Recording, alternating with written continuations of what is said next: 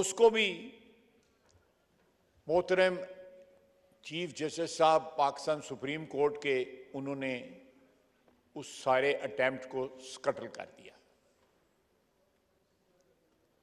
हमने कोई पार्लियामेंट के मेंबरान जो हैं उनको इस चीज के ऊपर जो है अपॉइंट नहीं किया, या someone from outside the judiciary जो है वो इस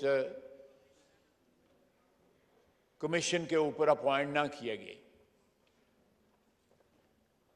चीफ जस्टिस साहब को इसलिए इंक्लूड ना किया गया कि उन ऑडियो टेप्स में जनाब डिप्टी स्पीकर उनकी खुशदामन भी शामिल थी और उनके कमेंट्स भी शामिल थे।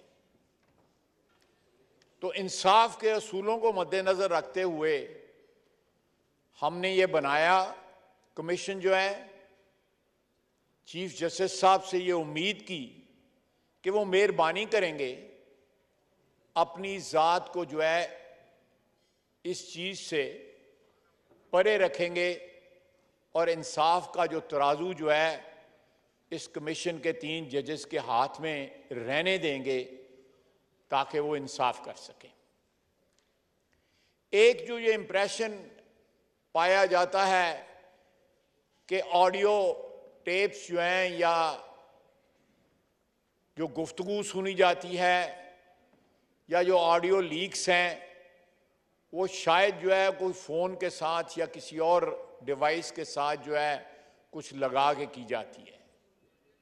जनाबे वाला पता नहीं किस दुनिया में रहते हैं।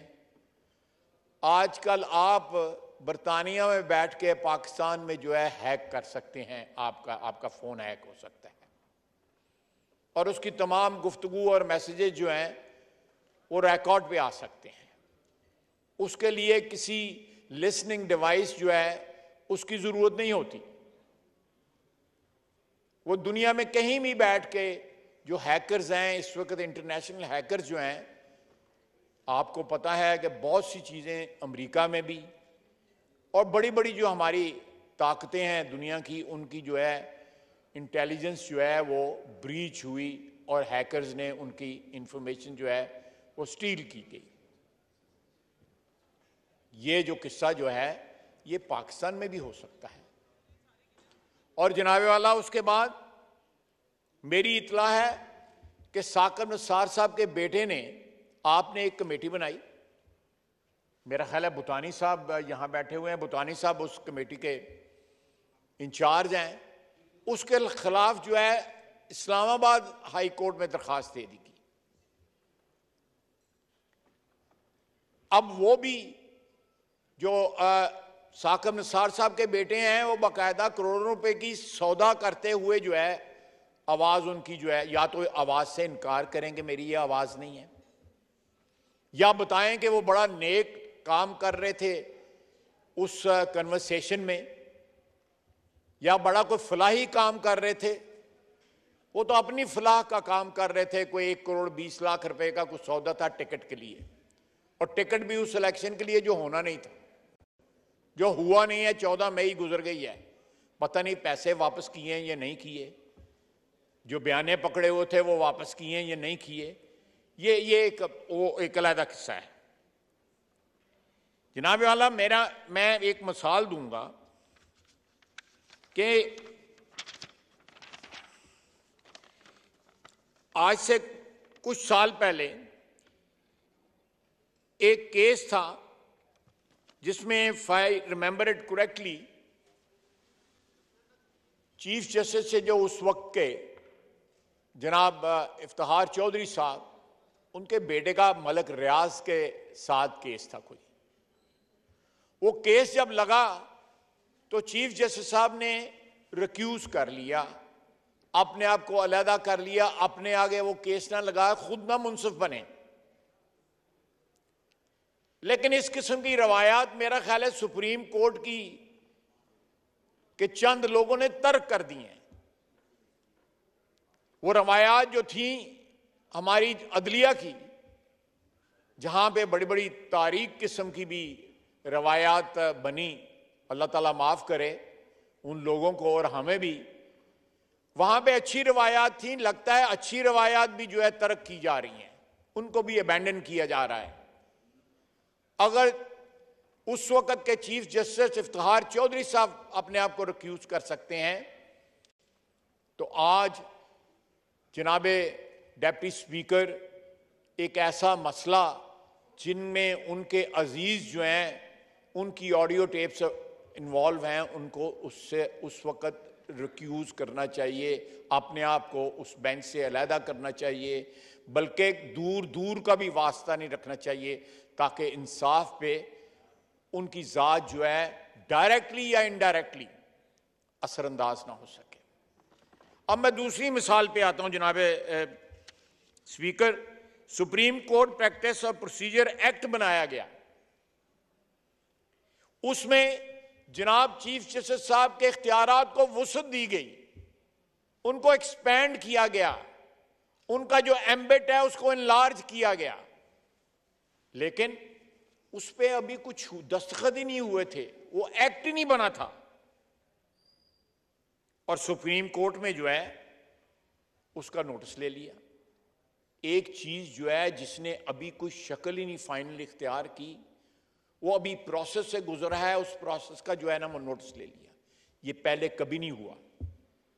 हम चाहते थे कि इससे एक ऐसा प्रोसेस जो है वो सामने लाया जाए या इंट्रोड्यूस किया जाए जिससे वन मैन शो का जो है तासुर सुप्रीम कोर्ट में खत्म हो। वहां भी जमहूरियत जो है, अगर इस हाउस जैसे जमहूरियत नहीं और जो भी बड़े असूल हैं जमहूरियत के, उनके ऊपर अमल दरामद हो। हमने कोई बाहर से बंदा उसमें भी नहीं डाला, हमने सिर्फ ये किया है या ये तजवीज़ किया कि जो इख्तियारात इस वक्त एक्सरसाइज किए जा रहे हैं सुप्रीम कोर्ट में, उनका जो बेस जो है वो वाइडन किया जा सके, इंसाफ जो है उसकी शफाफियत जो है बढ़ाई जा सके। इस तरह नहीं कि वन मैन शो हो, वहां भी आमरीत की जो है वो शायबा हो, या आमरीत का कोई सिलसिला वहां भी कंटिन्यू किया जाए, उनकी रवायात जो हैं उनको मिसमार किया जाए, लेकिन उसको भी रोक दिया गया। अब ये क्या किया जाए? हम चाहते हैं कि अदलिया के साथ कन्फ्रंटेशन ना हो। हम चाहते हैं कि ये हाउस जो है उनकी इज्जत करे, अदलिया की इज्जत करे।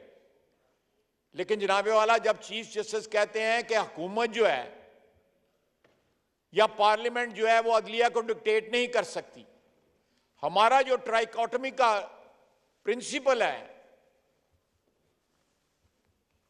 कॉन्स्टिट्यूशन में, कॉन्स्टिट्यूशन की जो असास है, जो बुनियाद है ट्राइकोटमी, उसमें कोई भी अदारा दूसरे किसी अदारे को डिक्टेट नहीं कर सकता, और वो एप्लीकेबल है अदलिया के ऊपर भी। वो हमें डिक्टेट नहीं कर सकते, वो पार्लियामेंट को डिक्टेट नहीं कर सकते। पार्लियामेंट सॉवरन है।